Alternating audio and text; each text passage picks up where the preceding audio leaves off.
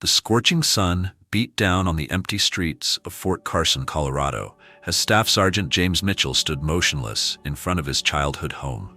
3 tours in Afghanistan had left him with more than just the Purple Heart pinned to his chest.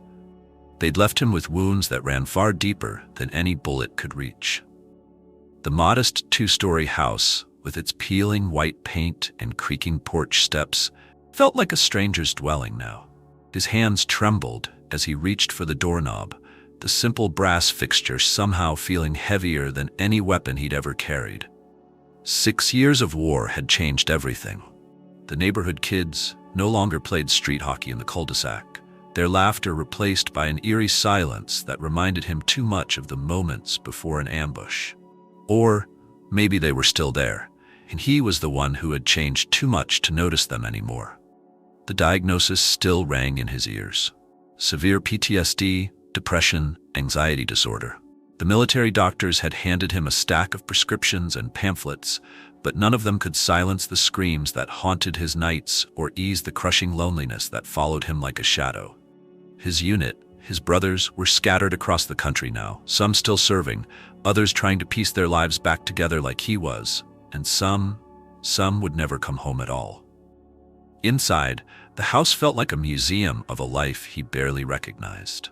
Photos lined the walls. A younger James in his high school football uniform, his graduation from basic training, the proud smile on his face as he stood with his unit before their first deployment. His mother had wanted to stay and help him settle in, but he'd insisted on being alone. He couldn't bear to let her see how broken her son had become. The kitchen calendar still displayed September 2023, the month he'd been medically discharged. 6 months had passed since then, but time seemed to stand still within these walls. The silence was deafening, broken only by the occasional distant rumble of artillery practice from the base, sounds that made his heart race and his palms sweat, triggering memories he desperately tried to forget.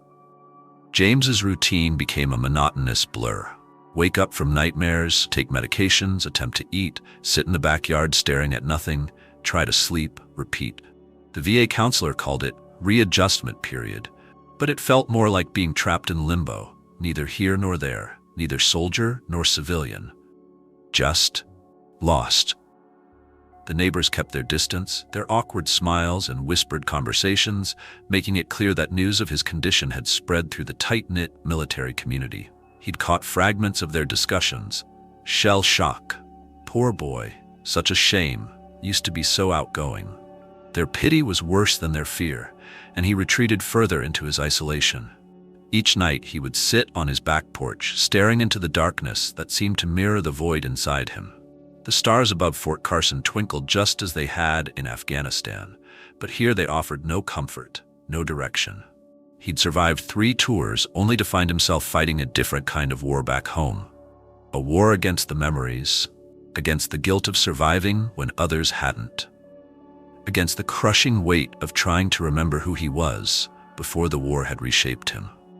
His mother called daily, her voice carrying a forced cheerfulness that made his throat tight.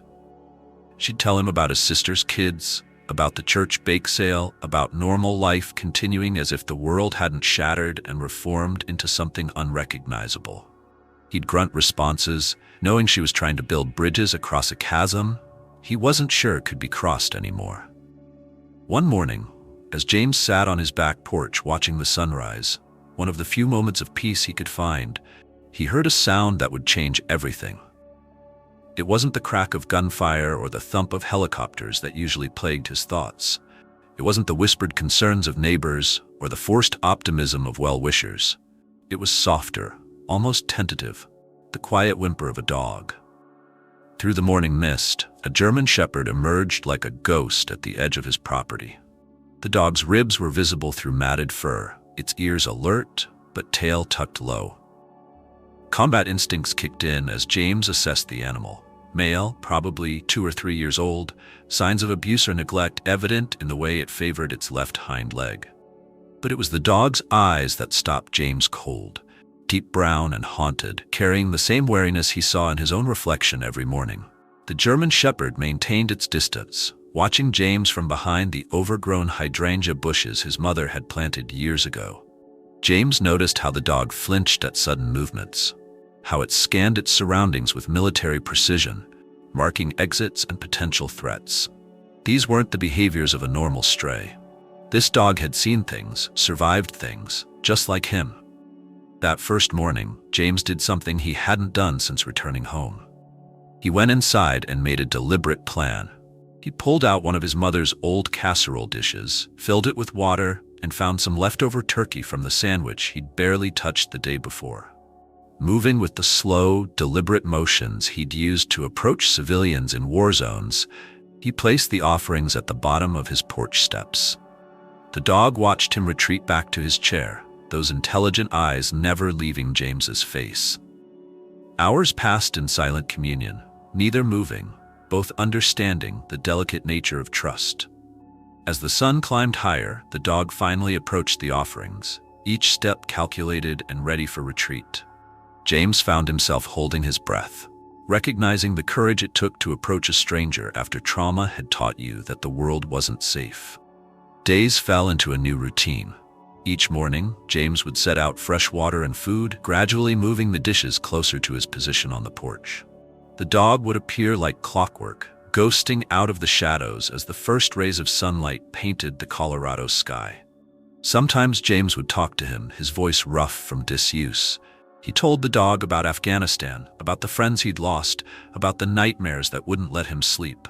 The dog would listen, head tilted, offering no judgment, no well-meaning advice, no pitying looks, just silent understanding. "You know what it's like, don't you, boy?" James found himself saying one morning, noticing the healed scars beneath the dog's slowly improving coat. "To carry the war inside you?"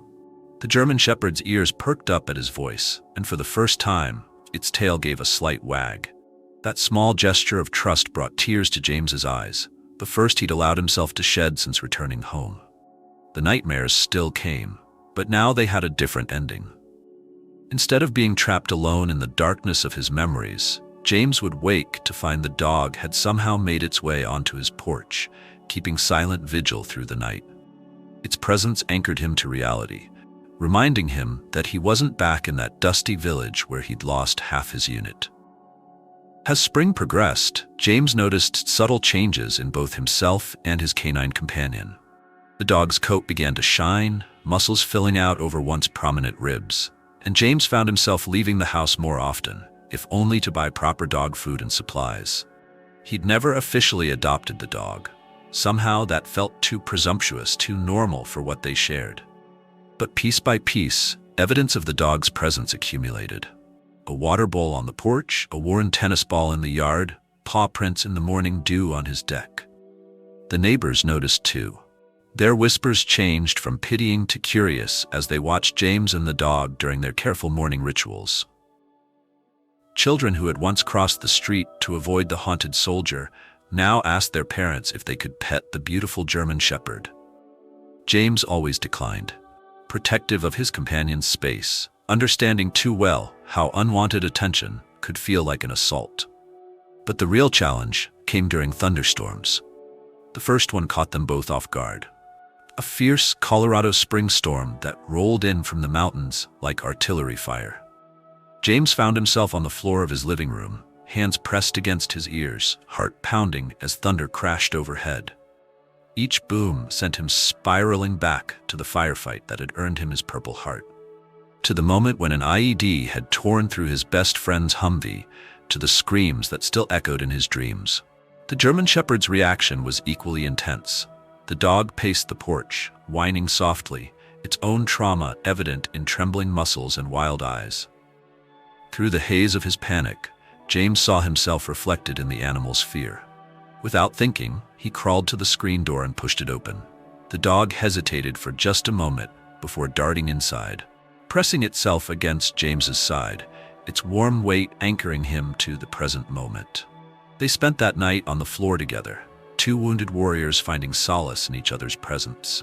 As the storm raged outside, James found himself stroking the dog's fur, murmuring the same comfort to his companion that he wished someone could offer him. "You're safe now. We're safe. We made it home." That storm-filled night marked a turning point for both James and the German Shepherd.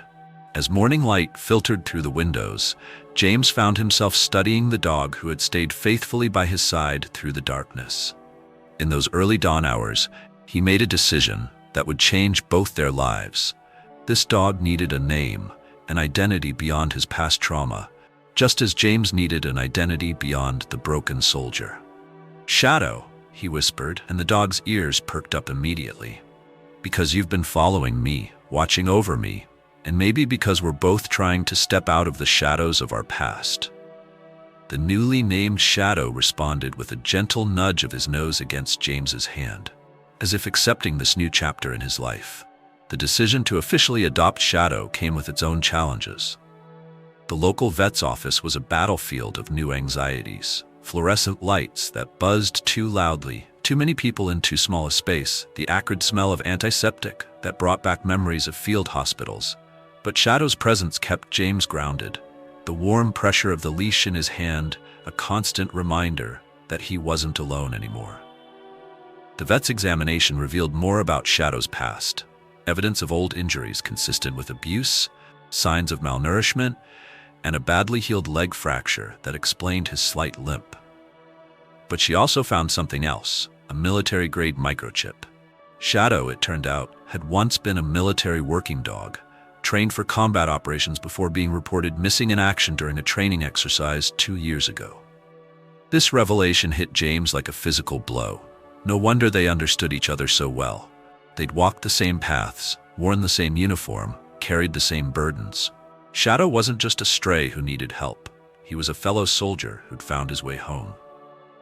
The discovery sparked something in James that had been dormant since his return, a sense of purpose. He spent hours researching military working dogs, learning about their training, their experiences, their struggles to readjust to civilian life. Each article, each story, helped him understand not just Shadow better, but himself as well. Their daily routine expanded beyond the confines of the porch.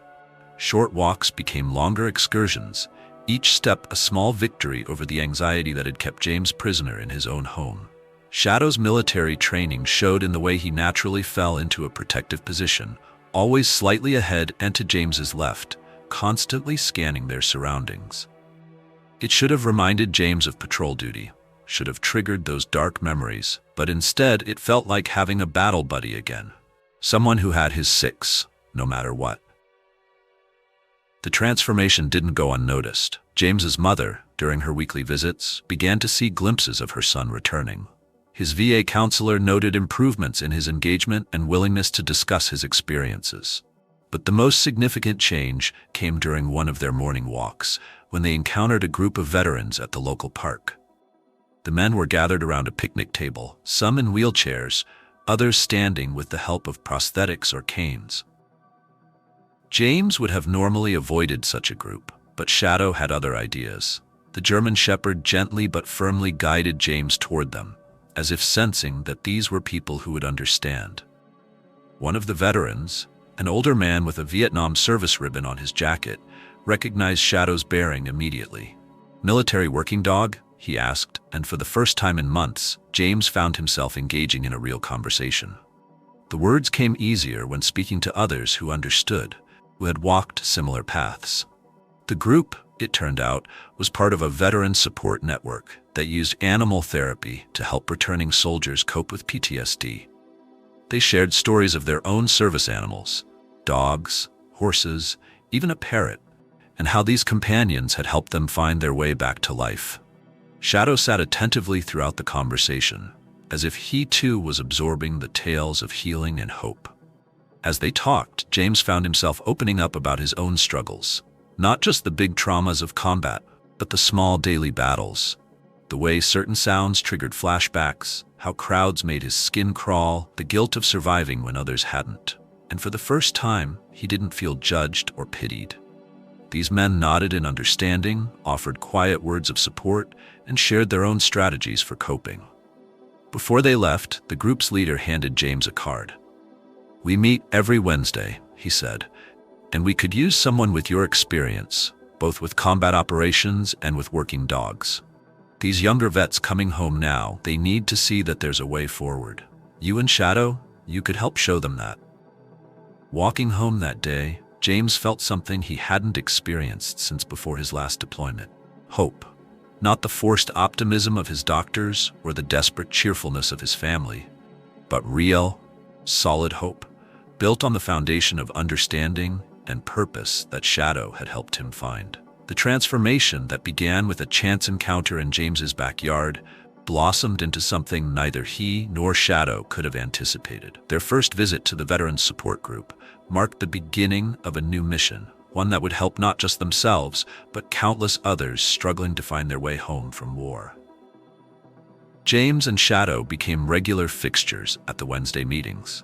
At first, James would simply sit quietly with Shadow at his feet, drawing strength from his companion's presence as others shared their stories.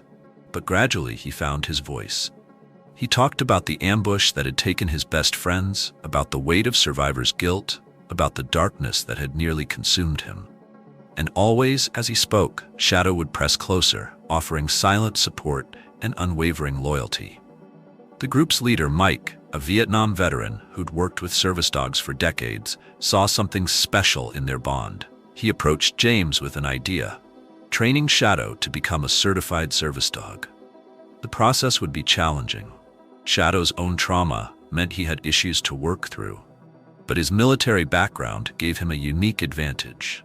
More importantly, the training would give both Shadow and James a sense of purpose they desperately needed. The certification process became their new mission. Each day brought new challenges and small victories. Shadow learned to recognize the signs of James's impending panic attacks, often alerting him before he even realized he was triggering.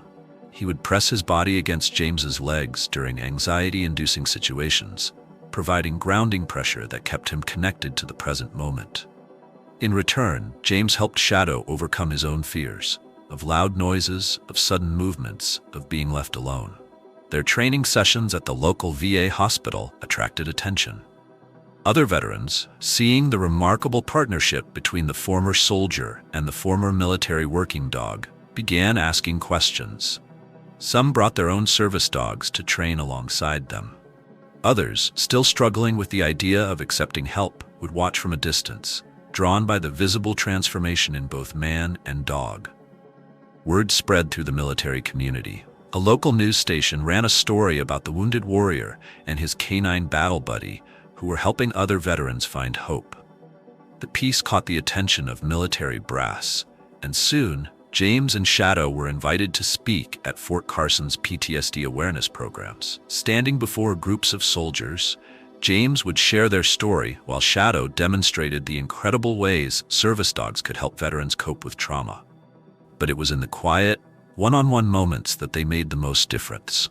A young Marine, fresh from his first tour and struggling with nightmares, found comfort in Shadow's steady presence while James talked him through coping strategies. A retired Air Force sergeant, isolated by anxiety, watched them navigate crowded spaces together and found the courage to try again. An Army widow, grieving the loss of her husband to suicide, found healing in helping train rescue dogs for other veterans. James's own healing deepened with each life they touched. The nightmares didn't disappear completely, but they lost their power to paralyze him. Crowds still made him uncomfortable, but with Shadow by his side, he could manage. He started taking classes at the local community college, studying psychology with a focus on trauma therapy. His experiences, both in combat and in recovery, gave him unique insights that his professors valued and his fellow students respected. The changes at home were just as profound. The house that had felt like a museum of his past life became a warm space filled with signs of their shared present. Shadow's bed in the corner of the living room, training certificates on the walls alongside his military honors, photos of them at veteran events replacing the old images of war. His mother's visits became joyful occasions rather than exercises in hiding his pain, and the neighborhood kids no longer crossed the street to avoid him. 1 year to the day after Shadow first appeared in his backyard, James sat on his front porch, watching the sunrise with his faithful companion at his side. The morning was quiet, but it was no longer the oppressive silence of isolation. Instead, it was the peaceful quiet of a new day, filled with possibility. Shadow's head rested on his knee, those intelligent brown eyes now bright with contentment, rather than haunted by past trauma. A young couple walked by with their child, who waved excitedly at Shadow. James found himself waving back, remembering how impossible such a simple interaction would have seemed just a year ago. The little girl's father, noting James's service dog vest, rendered a sharp salute, veteran recognizing veteran. James returned it, feeling the weight of his service not as a burden, but as a badge of honor he could finally wear with pride.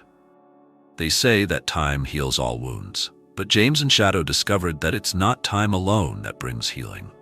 It's what you do with that time and who you spend it with. Their journey from wounded warriors to healing helpers had become a beacon of hope for countless others, walking the difficult path from battlefield to home. Looking back, James could hardly recognize the broken man who had stood frozen on his porch that first day home. The memories of war would always be part of him, just as Shadow's scars would always mark his faithful companion's body. But they had learned that scars were not just reminders of past pain. They were proof of survival, of resilience, of the strength to keep going when giving up seemed easier. Every morning, as they walk through their neighborhood, they pass other houses where veterans live with their own invisible wounds. Some have found their own paths to healing, others are still searching. James and Shadow stop for each one, offering a moment of connection, a glimpse of possibility, a living testament to the power of unconditional love and understanding. Shadow, once a lost military working dog, had found his true mission, not in detecting explosives or chasing down enemies, but in guarding a soldier's heart and helping him find his way back to life. And James, who had returned from war feeling like a shadow of his former self, had discovered that sometimes the greatest acts of courage happen far from any battlefield, in the quiet moments of choosing to trust, to heal, to live again. Together, they had redefined what it meant to be warriors. Their new mission field was not some distant desert, but the hearts and minds of those still fighting their way home. Their weapons were not rifles and grenades, but patience, understanding, and the unwavering belief that no soldier, human or canine, should have to fight their battles alone. As the sun rises over Fort Carson each morning, James and Shadow begin another day of their continuing mission. The war may be over, but their service continues, one paw print, one footstep, one healing heart at a time.